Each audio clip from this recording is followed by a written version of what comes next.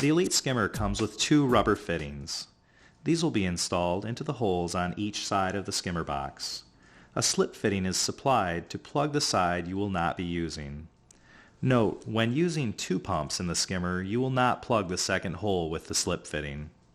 Next, Teflon tape the male adapter and thread it into the spin weld located on the back of the skimmer box. Use a small bead of silicone if desired. Then thread the elbow fitting supplied to the spin weld located inside the skimmer. This will be used later to create your overflow. Once you've completed this, set the skimmer back into the hole and check the level of the box again. Add in any support pipes to position at this time. Now you can bring your flexible hose into the skimmer box by pushing it through the rubber fitting. Push it in as far as necessary. You can cut off any excess when we install the pump. Now is a good time to install the overflow hose. Use the extra flexible hose from the kit to take the overflow water from the skimmer to a French-style drain or to wherever drainage is available in your yard. Trench out an area for the hose to lay.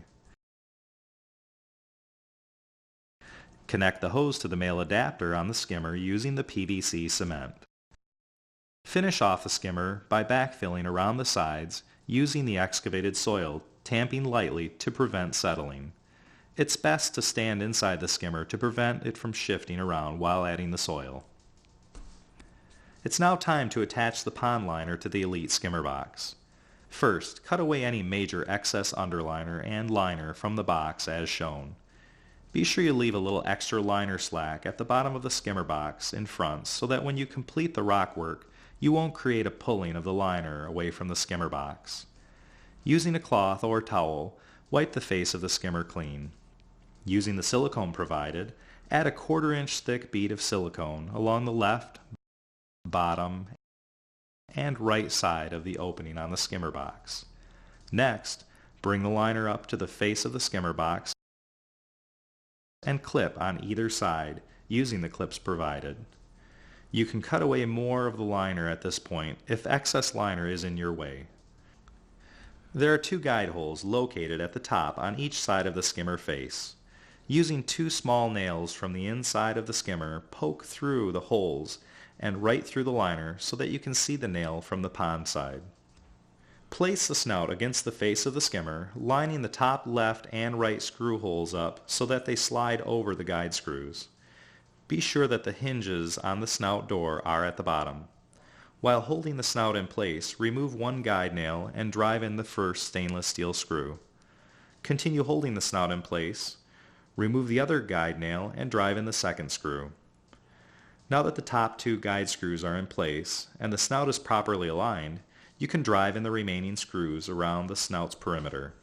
In preparation for the rubber screw caps, you may need to remove the plastic shads inside the skimmer around the screws. Next, take your remaining silicone and put a small amount on each screw tip. This will help to seal the rubber screw caps into place.